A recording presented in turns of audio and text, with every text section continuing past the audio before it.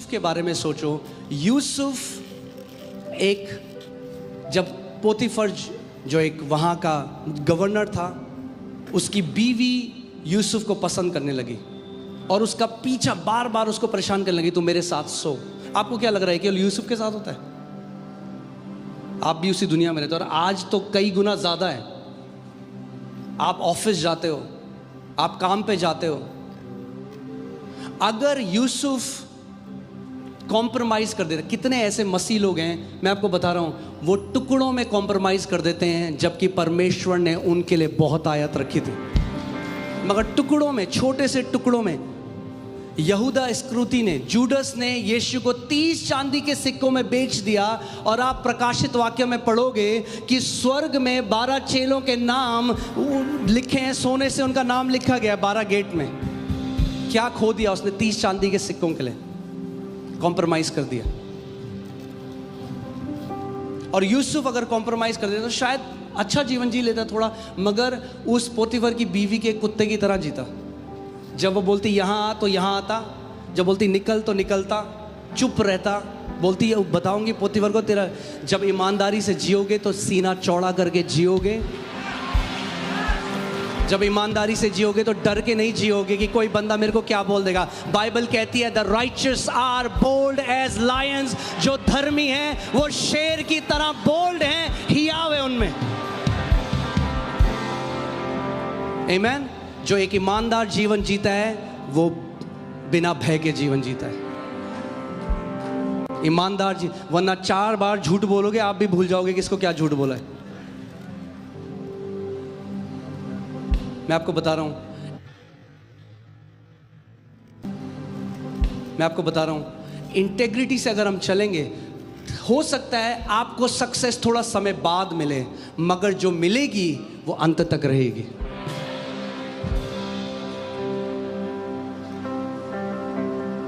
आमीन। मगर यूसुफ ने क्या किया? मेरे को बहुत पसंद है ये बात। यूसुफ ने पता है क्या बोला? उसने 2 तरह की ईमानदारी दिखाई। उसने कहा एक तो परमेश्वर के और एक अपने मालिक के, मैं धोखा नहीं दे सकता। कई लोग कहते हैं ओह मैं यीशु मसीह के लिए तो बहुत ही ईमानदार हूं। नो, बट परमेश्वर ने जहां आपको रखा है, अगर आप नौकरी कर रहे हो कहीं पे, ईमानदारी से करो। Submit to where God has placed you. आमीन। और क्या हुआ? सोचो कहां वो गवर्नर था, क्योंकि यूसुफ ने परमेश्वर पर भरोसा रखा। उसको पता था मेरा प्रमोशन है। पोतीफर जैसे 100 लोग अब उसके आगे पीछे घूमते हैं जब वो प्रधानमंत्री बन गया। Don't compromise on some little things. छोटे में कॉम्प्रोमाइज मत करो। आमीन। सो कितना एक्सपेक्ट करता है यीशु मसीह हमसे? चेलों से बोल रहा है क्या तुम 1 घंटे मेरे साथ नहीं? यानी ये एक्सपेक्टेशन है उसकी, तभी तो बोल रहा है। उसने 10 मिनट नहीं बोला, 15 मिनट नहीं बोला, बोला 1 घंटे भी नहीं रुक सके तुम। यानी वो एक्सपेक्ट कर रहा है। कई लोग कहते हैं प्रभु तू मेरा है, मैं तेरा हूं, मैं तेरे लिए जान दे दूंगा। यीशु कह रहा पहले 1 घंटा दे दे, जान बाद में देना। जान मैंने दे ली, दे ले, तू 1 घंटा दे दे मुझे, जान मत दे। हाँ, मेरा जो है सब कुछ तेरा है प्रभु। तो कह रहे बाकी सब रख ले, 1 घंटा दे पहले मुझे। उस 1 घंटे के द्वारा मैं तेरा पूरा जीवन बदलूंगा। आमीन। सो अगले साल जब हम जा रहे हैं 2025 में, एक कमिटमेंट करो कि प्रभु मैं एवरी डे विदाउट फेल, परमेश्वर मैं 1 घंटा आपको दूंगा। और प्रभु बढ़ाता जाएगा उसको।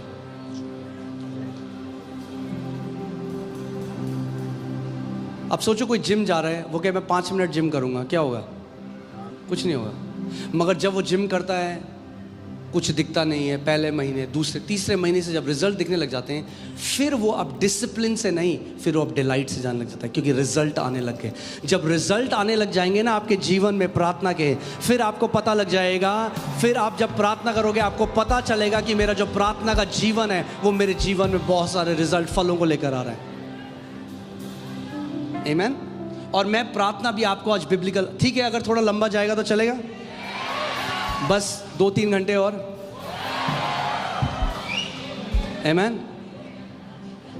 थोड़ा शरीर को नियंत्रण में लाना है हमें। कई लोग 1:30 बजे बाहर खड़े होते हैं खाने के, खाना दे दो। अरे खा लेना भाई, बाद में कहीं नहीं जा रहे हो आप। एक मील छोड़कर कोई नहीं मरा आज तक, रिकॉर्डेड है, डॉक्यूमेंटेड है। एक टाइम का खाना छोड़ के आज तक किसी की मृत्यु नहीं हुई, आपकी भी नहीं होगी यहाँ पे। आमेन।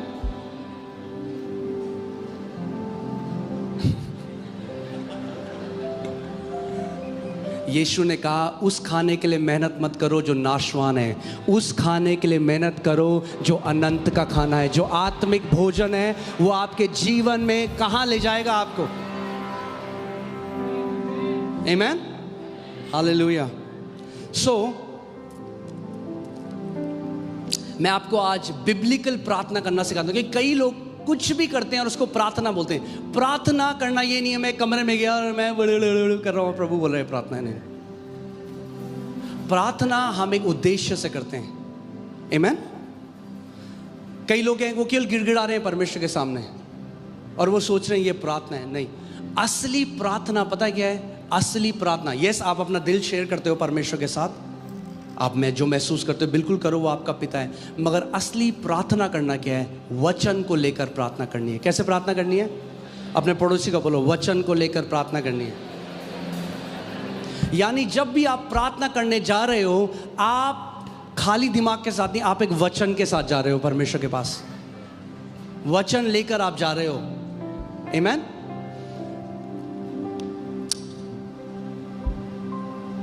यहोशू 1:8, व्यवस्था की यह पुस्तक तेरे चित्त से कभी ना उतरने पाए, इसी में दिन रात ध्यान दिए रहना, इसीलिए कि जो कुछ उसमें लिखा है उसके अनुसार करने की तू चौकसी करे, क्योंकि ऐसा करने से तेरे सब काम सफल होंगे और तू प्रभावशाली होगा। ये प्रॉमिस, ये वादा परमेश्वर का आप सबके लिए है। सब कोई, आप जानते हो अगर आप इसके अनुसार चलोगे, आप में से एक एक व्यक्ति प्रभावशाली होगा। लोग चाहते हैं यहाँ पे प्रभावशाली होना, आपकी संतानें प्रभावशाली होंगी। आमेन। मगर उसके लिए परमेश्वर में बता रहा है हमें क्या करना है। क्या करना है? उसके वचन को लेकर उस पर मनन करना है, उसके वचन को लेना है, क्योंकि ऐसा करने से तू उसको करने की चौकसी करेगा। यानी सिंपल भाषा में, जब आप एक वचन को लेते हो और उसको बार बार मनन करते हो, ऑटोमेटिकली आप उसको फुलफिल करने लग जाते हो।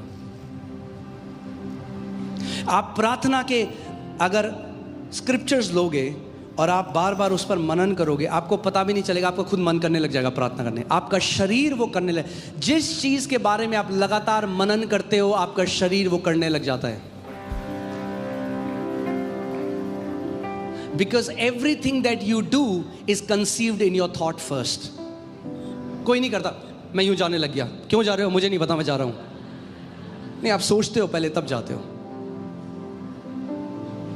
ओके आप सोचते हो पहले तब आप जाते हो। सो मनन करना है हमें, बार बार। अब मेरे पास, मैं जल्दी से कुछ चीज़ की नींव डालना चाहता हूँ। आपने देखा है जो जादू टोना करने वाले हैं, वो एक बार बार एक मंत्र को बोलते हैं। क्यों बोलते हैं? वो कोई they are not stupid people, वो आत्मिक जहां को जानते हैं। ये बिब्लिकल, ये वो काउंटरफीट है। हाँ, आपने कभी नकली 40 रुपए का नोट देखा है? नहीं हो सकता, क्योंकि नकली वही नोट करेंगे जो असली है। काउंटरफीट, जब आप काउंटरफीट देखते हो तो आपको पता चलता है असली असली है।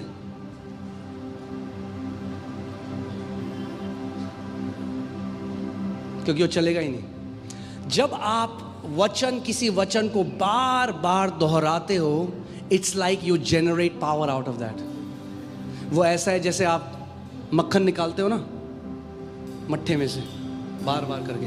ऐसे ही है जब आप एक वचन को बार बार मनन करते हो, बार उसके अंदर जो परमेश्वर का तत्व है, उसके अंदर जो पवित्र आत्मा की सामर्थ्य है, उसके अंदर जो परमेश्वर का जीवन है, वो निकलने लग जाता है। बार बार मनन करके उस वचन को बार बार उसको दोहराना, उसको बोलना, उसके बारे में सोचना। अब कई लोग बोलेंगे Jesus said don't do when repetition. This is not a when repetition. When repetition ये है, प्रभु दे दे दे दे दे दे दे दे दे दे दे दे दे दे, ये वेन रेपिटेशन है। हाँ, वचन को बार बार परमेश्वर, सोचो इस बात को, मूसा का परमेश्वर के साथ कितना ज्यादा एनकाउंटर था, कितना साक्षात्कार था। परमेश्वर ने मूसा को कहा मैं और किसी व्यक्ति से ऐसे बात नहीं करता जैसे तुझसे बात करता। सारे मिरेकल जो हुए, परमेश्वर ने उसको जो 10 आज्ञाएं दी, और वो मूसा वाचाओं के देश में प्रवेश न कर पाया। और अब यहोशू है, यहोशू को एक पूरी पीढ़ी को लेके जाना है। परमेश्वर ने उसको अब एक दूसरा एनकाउंटर नहीं दिया। परमेश्वर ने क्या कहा, वचन का मनन कर। और वो वचन का मनन करने लगा दिन रात। परमेश्वर ने कहा ये व्यवस्था की पुस्तक तेरे मुख से, तेरे चित्त से रुकने ना पाए। वो बार बार उस पर मनन करने लगा। क्या हो गया, जो सामर्थ परमेश्वर के वचन में थी वो जनरेट होने लग गई यहोशू की। और उसने चांद को कहा जहां है वहां खड़ा हो, सूरज को बोला जहां है वहां खड़ा हो, और बाइबल बताती है ग्रह भी उसकी बात मानने लगे। इस वचन में इतनी सामर्थ है। अगर ग्रह रुक सकते हैं इस वचन को मनन करके, तो आपका सिगरेट पीना भी रुक सकता है। अगर ग्रह रुक सकते हैं इस वचन का मनन करने, अगर ग्रह को कंट्रोल कर सकता है यहोशू, आप अपने शरीर को भी कंट्रोल कर सकते हो। आपको पता भी नहीं चलेगा कब आपका शरीर आपके वश में आने लग जाएगा। आमीन। और ये हम लोग ही नहीं करते, ये एक आत्मिक सिद्धांत है। मैं आपको प्रकाशित वाक्य 4:8 से दिखाता हूं। चारों प्राणियों के 6 पंख हैं और चारों ओर भीतर आंखें ही आंखें, और वे रात दिन, कब, रात। यहोशू को क्या बोला, तो दिन और रात। बाइबल वहां कह रही है वे रात दिन बिना विश्राम किए ये कहते रहते हैं, पवित्र पवित्र पवित्र प्रभु परमेश्वर सर्वशक्तिमान, जो था, जो है और जो आने वाला है। यानी स्वर्ग में स्वर्गदूत हैं जो ऑन रेपिटेशन इस बात की घोषणा कर रहे हैं। It's a spiritual principle. जिस बात की आप घोषणा लगातार करते रहते हो वो आपके जीवन में प्रकट होने लग जाता है। और जब आप परमेश्वर के वचन की, जब भी आप प्रार्थना कर रहे हो, तो वो केवल भीख मांगना नहीं है, वो गिड़गिड़ाना नहीं है, वो शॉपिंग लिस्ट नहीं है, प्रभु ये दे दे, ये दे दे, ये दे दे, ये दे दे। वो ठीक है, मांगो आप, मगर आपकी प्रार्थना में परमेश्वर का वचन का मनन होना जरूरी है। आप बार बार वचन को दोहराओ जब आप प्रार्थना में जाते हो। आमीन। सो प्रार्थना क्या करता है, प्रार्थना, प्रभु यीशु मसीह ने क्या कहा कि जब तुम प्रार्थना करोगे तो क्या होगा, तुम परीक्षा में नहीं पड़ोगे। यानी प्रार्थना आत्मिक है, प्रार्थना आत्मिक है, and it deals with the spiritual things that are coming against you. ठीक है, दुष्ट आत्माएं, जो भी चीज़ है वो प्रार्थना जब आप करते, जब एक प्रार्थना का जीवन जीते हो तो you are dealing with things spiritually. आप आत्मिक जहां में चीज़ों को, क्योंकि समझिए 3 चीज़ें हैं। आप शैतान जो दुष्ट आत्मा है हमारे चारों ओर, आपका शरीर, और तीसरा है पैसों का प्रेम। अगर इन तीनों चीज़ों से आप अपने आप को पवित्र रखते हो, आप अंत तक खरे उतरोगे, आपकी गवाही अच्छी होगी।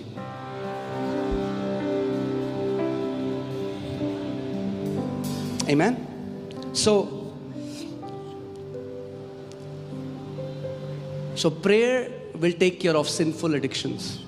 प्रार्थना क्या करेगी, जो पाप के एडिक्शन से, एक परमेश्वर के दास ने बहुत अच्छी बात बोली। उन्होंने कहा इधर जब आप प्रार्थना करोगे तो प्रार्थना आपको पाप नहीं करने देगी, और अगर आप पाप में जियोगे तो पाप में जीना आपको प्रार्थना नहीं करने देगा, because it hardens our heart. आमीन। जीवित हो आप लोग? आमीन। शरीर हावी तो नहीं हो रहा किसी के ऊपर? अब दूसरा पॉइंट बताता हूं, जो हावी शरीर है उसके ऊपर कैसे जय पानी है। दूसरा है, पहला क्या था, प्रार्थना। दूसरा है फास्टिंग, जिससे आप सबको बहुत प्यार है ना? बोलो I love fasting. Amen, amen, hallelujah, amen. ये छुप नहीं सकता। ओके, मत्ती 6:16 से 18, इसमें प्रभु यीशु मसीह ने कहा जब तुम उपवास करो, फिर से, not if you fast but when you fast. जब तुम उपवास करो तो कपटियों के समान तुम्हारे मुंह पर उदासी न छाई रहे, क्योंकि वे अपना मुंह बनाए रहते हैं ताकि लोग उन्हें उपवासी जाने। ब्रदर 40 दिन के फास्टिंग में हूँ ब्रदर, तो मन करता है भाई क्यों है 40 दिन के फास्टिंग, मत कर। मैं तुमसे सच सच कहता हूं कि वे अपना प्रतिफल पा चुके। परंतु जब तू उपवास करे तो अपने सिर पर तेल मल और मुंह धो। हाँ, हालेलुया। परमेश्वर की कमांडमेंट है एक, यीशु मसीह कह रहा है मुंह धो। कुछ लोग ऐसे आ जाते हैं चर्च में, मुंह धोना आत्मिक बात है। यीशु मसीह कह रहा है सिर पर तेल लगाओ और मुंह धो। हालेलुया। जब तू उपवास करे तो अपने सिर पर तेल मल और मुंह धो, ताकि लोग नहीं परंतु तेरा पिता जो गुप्त में है तुझे उपवासी जाने। इस दशा में तेरा पिता जो गुप्त में देखता है तुझे प्रतिफल देगा। So second thing, first thing we knew that prayer brings reward, open rewards. दूसरी चीज, फास्टिंग ब्रिंग्स ओपन रिवॉर्ड। यीशु मसीह कह रहा है it's in the Bible. Amen. I'm not trying to interpret it in any other way. मैं इसको अपने हिसाब से अनुवाद करने, तो प्रभु यीशु मसीह ने कहा। Amen. We don't fast, ये प्रभु मेरी शादी करा दे तो मैं, हम उसके लिए नहीं, हम उपवास करेंगे, पिता प्रतिफल देगा जो उसको देना है। हम फास्टिंग करेंगे, हर बार टोटके की तरह नहीं, ये चाहिए फास्टिंग कर लो, वो चाहिए फास्टिंग कर लो, नहीं, हम फास्टिंग करेंगे। क्योंकि पहली चीज, फास्टिंग जानना बहुत ज़रूरी है कि फास्टिंग क्यों करते हैं। फास्टिंग आपके शरीर को आपके नियंत्रण में ले आता है। जो पौलुस कहता है ना, मैं अपने शरीर को कठिन कष्ट देता हूँ, दूसरी बाइबल में ऐसा लिखा, मैं अपने शरीर को कष्ट देता हूँ। फास्टिंग कष्ट देती है ना आपके शरीर को। वो कहता है कष्ट, वो ये थोड़ा ना कह रहा है मैं मारता हूँ, असली में अपने साइको नहीं था अपोस्टल पॉल। हाँ, वो नहीं थप्पड़ मार रहा है, दीवार में सर मार रहा है अपने, ऐसा नहीं था। वो साउंड माइंड था अपोस्टल पॉल का। वो एक उदाहरण दे रहा है कि मैं अपने शरीर को कष्ट कैसे देता हूँ। आपका मन नहीं कर रहा, आप थके हो, फिर भी आप प्रार्थना के कमरे में जाते हो, कहते हो थोड़ा सा प्रार्थना करता हूँ। आप कष्ट दे रहे हो ना अपने शरीर को। आप फास्टिंग कर रहे हो, आप कष्ट दे रहे हो, क्योंकि आपका शरीर चिल्ला रहा है खाना दे मुझे। जब आप फास्टिंग नहीं कर रहे, पड़ोसी के घर में कुकर की सीटी बजेगी तो आपको पता चलेगा, क्योंकि आपके शरीर को आदत है खाने की। मगर आप क्या कर रहे हो, आप खाना हटा रहे हो। एक चीज़ फास्टिंग से आप ये प्रूव कर रहे हो, एक और चीज़, कि प्रभु मैं केवल रोटी से जीवित नहीं रहता, मगर हर एक उस वचन से जो तेरे मुख से निकलता है। सो फास्टिंग का सबसे बड़ा उद्देश्य पता क्या है, कि परमेश्वर मैं तेरी आवाज़ को सुनना चाहता हूँ। फास्टिंग ब्रिंग्स क्लैरिटी, आपको सेंसिटिव बनाता है फास्टिंग परमेश्वर की आवाज़ को सुनने के लिए। सो इसी बात में मैं ये भी बता दूँ, 2025 में हम शुरू करेंगे 3 तारीख से 21 दिन की फास्टिंग।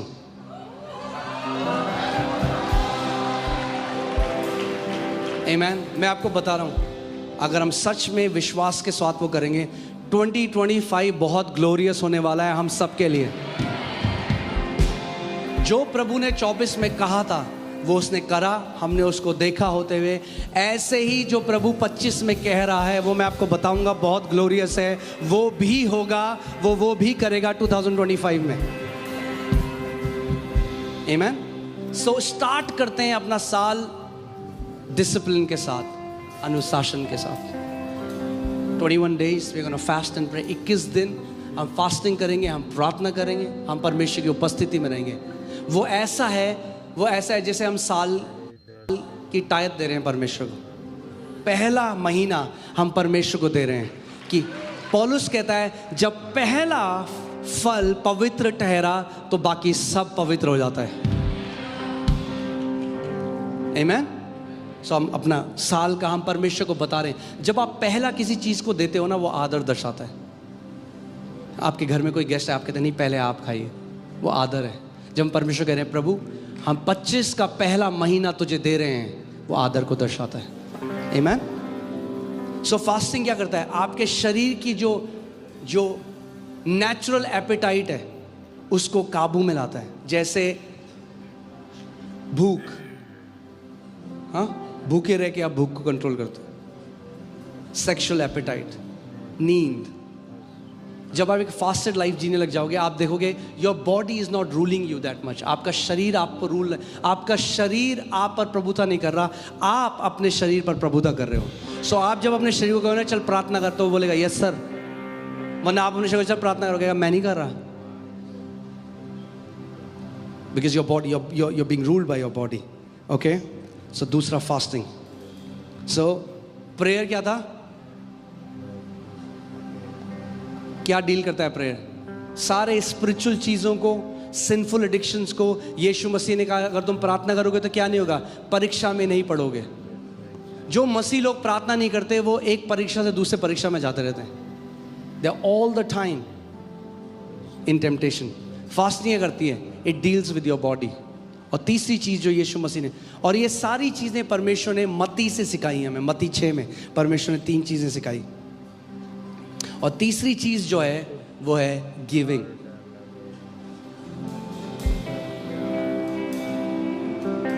और ये तीनों चीज़ें जो मैं आपको बता रहा हूं, ये हम एक रीति रिवाज की तरह नहीं, ये हम एक स्पिरिचुअल डिसिप्लिन की तरह करेंगे। आमेन।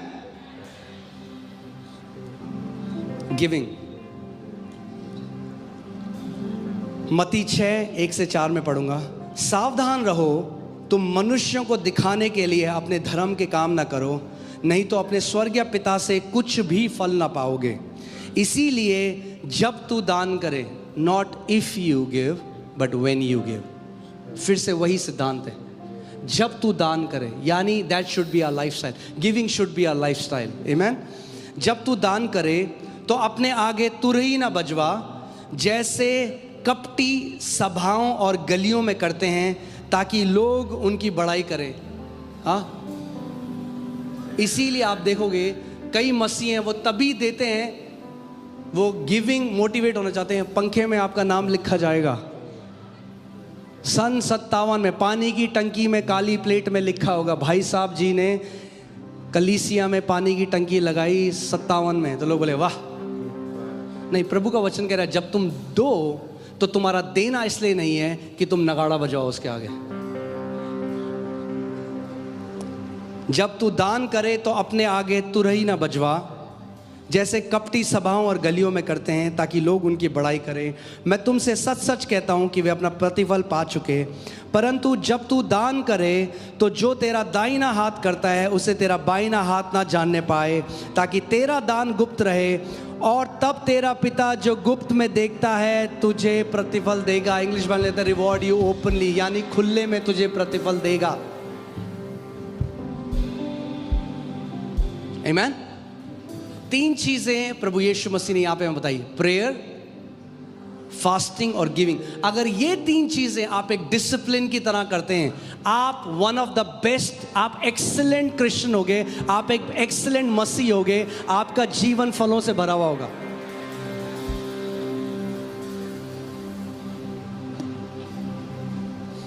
देखिए मत्ती 6:24, कोई मनुष्य 2 स्वामियों की सेवा नहीं कर सकता, क्योंकि वह एक से बैर और दूसरे से प्रेम रखेगा, एक से मिला रहेगा और दूसरे को तुच्छ जानेगा। तुम परमेश्वर और धन दोनों की सेवा एक साथ नहीं कर सकते। हमारी गिविंग जो है वो एक डिक्लेरेशन है कि यीशु मसीह मेरा प्रभु है, पैसा मेरा प्रभु नहीं है। आज भी मैं पैसे से बात करता हूँ, आप भी कर सकते हो। मैं पैसे को जब देखता हूँ, मैं पकड़ता हूँ, मैं कहता हूँ तू कभी मेरे ऊपर प्रभुता नहीं कर पाएगा।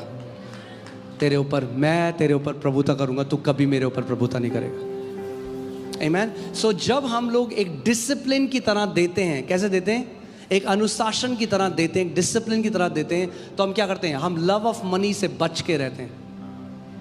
याद है मैंने आपको पिछली बार क्या बताया था? कई लोग देते तो हैं परमेश्वर के राज्य में, मगर वो समझे नहीं परमेश्वर के हृदय को, कि उसका हृदय क्या है, कि हम उदार बन जाएं। देना वो हमें इसलिए सिखाना चाहता है। प्रेतों के कार्य 10 उसका 3-4। उस दिन के तीसरे पहर के निकट दर्शन में स्पष्ट रूप से देखा कि परमेश्वर का एक स्वर्गदूत उसके पास भीतर आके कहता है, हे कुरनेलियस। उसने उसे ध्यान से देखकर और डर के कहा, हे प्रभु क्या है? उसने उससे कहा, तेरी प्रार्थनाएं और तेरे दान चुपके से आँखों के रास्ते। मेरी इस रील पर 1 मिलियन व्यूज है, आपकी रील पर भी 1 मिलियन। तेरी प्रार्थनाएं और तेरे दान, हाँ, केवल प्रार्थनाएं नहीं, तेरी प्रार्थनाएं और तेरे दान स्मरण के लिए परमेश्वर के सामने पहुंचे हैं। यानी आपकी प्रार्थनाएं और आपके दान स्मरण के लिए परमेश्वर के सामने पहुंचते हैं। यानी हम जो कलीसिया में बोते हैं, हम चंदा नहीं देते, हम बलिदान की तरह अपने बीजों को लेकर आते हैं। जैसे पुराने नियम में वो गाय, बकरा, बैल जो भी था, जो भी जानवर था, वो चढ़ाते थे। नए नियम में हम क्या करते हैं, जो हमारी संपत्ति है उसको हम क्या करते हैं, उस बीजों को हम लोग विश्वास के द्वारा बोते। आमीन। जीवित हो आप लोग?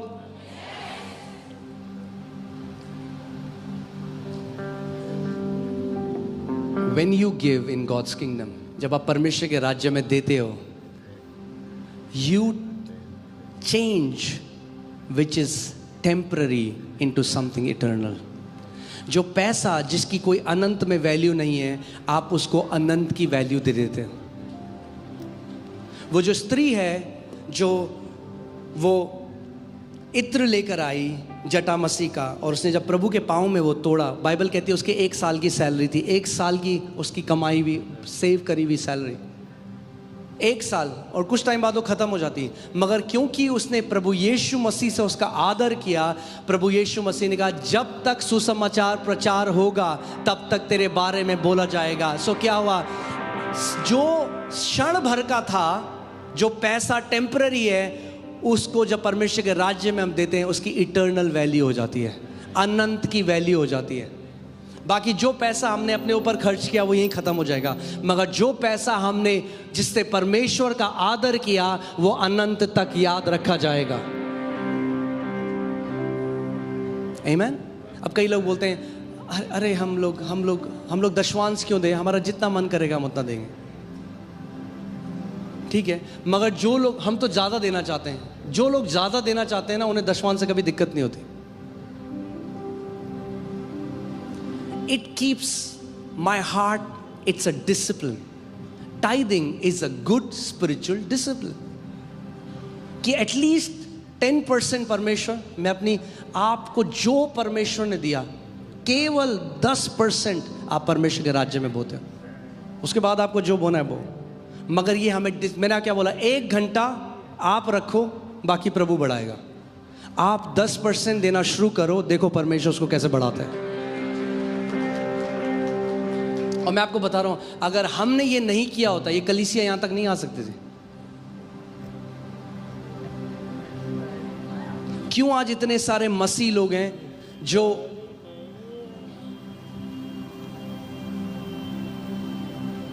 परमेश्वर से प्यार करते हैं, मगर पैसे के एरिया में उनका हार्ट ठीक नहीं है, शैतान यूं ले जाता है उनको। आप जानते हैं दाऊद ने गोलायत को हराया, मगर बेतशेबा से हार गया।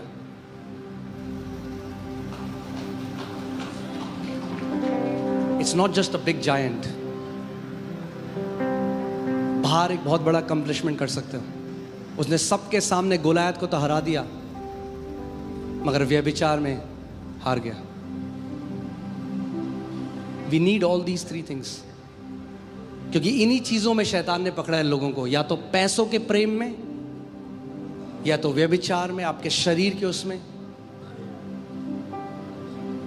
जब हम ये तीनों डिसिप्लिन अपनी लाइफ में रखेंगे, ये अनुशासन रखेंगे, हम पौलुस प्रेरित की तरह कह रहे हैं कि हम ऐसे ही नहीं जी रहे फ्री में।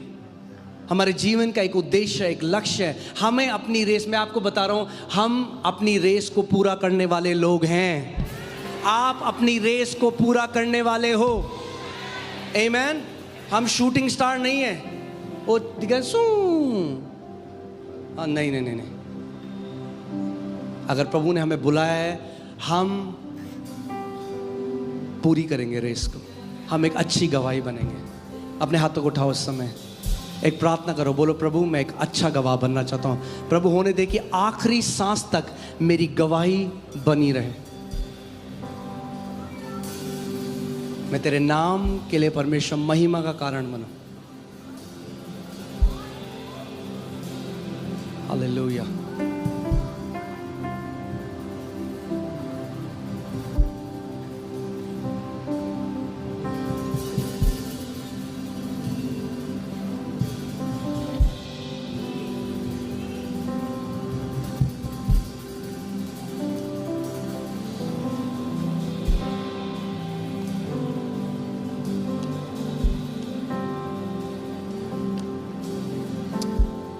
आप जानते हैं बाइबल जो सिखाती है, देना केवल एक फाइनेंशियल ट्रांजैक्शन नहीं है।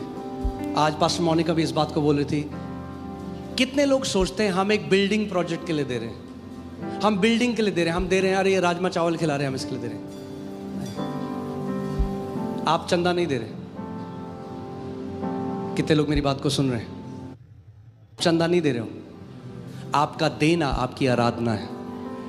क्योंकि मुंह से तो हर कोई आराधना कर सकता है, मगर जब आपके पास जो संपत्ति है, जिसके लिए आपने समय निकाला, जिस चीज जो परमेश्वर का वचन कहता है कि मनुष्य पैसे की और प्रभु की सेवा नहीं कर सकता, यानी पैसा आज कई लोगों के लिए परमेश्वर है।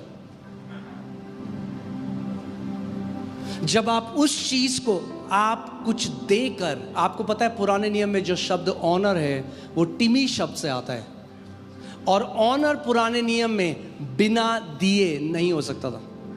प्रभु ने मूसा को कहा हर किसी इजरायली को बोल दे कोई भी खाली हाथ मेरी उपस्थिति में ना आना। आप जाते हो किसी की शादी है, खाली हाथ जाते हो? किसी का बर्थडे गिफ्ट लेके जाते हो? अब किसी के साथ में हैं हम तो खाने आ गए, आप नहीं करोगे कभी वैसे। You won't dishonour them. ये आत्मिक सिद्धांत है। इसीलिए प्रभु यीशु मसीह ने कहा हमारा देना, बोलो मेरा देना मेरी आराधना है। बाइबल कहती है वो बोने वाले को बीज और खाने वाले को रोटी देता है। बीज कौन देगा आपको? बीज कौन देगा? पता किस हिसाब से बीज देगा आपको? जिस हिसाब से आप बोने वाले हो उतना ही बीज आपके हाथ में देगा। एक बात बोलो प्रभु का, प्रभु अगले साल ना मैं 5 गुना बीज बोना चाहता हूं, तो वो वैसा ही बीज आपके हाथ में देगा, वैसा ही रिसोर्स आपके पास आएगा। एक बीज बोने वाले को बीज परमेश्वर देता है। मैं आपको बता रहा हूं, एक प्रभु के दास ने मुझे सिद्धांत सिखाया। उन्होंने कहा वो साल के पहले डिसाइड करते हैं प्रभु इतना इस साल मैं तेरे राज्य में बोऊंगा। उस हिसाब से उनके जीवन में कटनी भी आती। हम चंदा नहीं देते। आप कोई तरस खा के कि ये बिल्डिंग चला सके इसके लिए नहीं दे रहे हो, नहीं। आप परमेश्वर की आराधना कर रहे हो वो दे के जो आपके लिए बहुमूल्य है। आमीन। सो ये 3 चीजें हमारी लाइफ में एक डिसिप्लिन की तरह होनी चाहिए, एक अनुशासन की तरह होनी चाहिए। और शुरुआत अनुशासन से होगी, मगर मैं आपको गारंटी दे रहा हूं डिसिप्लिन बहुत जल्दी डिलाइट में बदल जाएगा। मैं आपको बता रहा हूं, आज भी मैं जब अपने स्पिरिचुअल फादर से मिलने जाता हूं, जब मैं बीज लेके जाता हूं, मैं इतना एक्साइटेड होता हूं, ऐसा जॉय मेरे अंदर होता है। मुझे पता है जब मैं वो बोऊंगा तो क्या होगा मेरे जीवन में, क्योंकि वो कटनी करता आ रहा हूं इतने साल से। आमीन।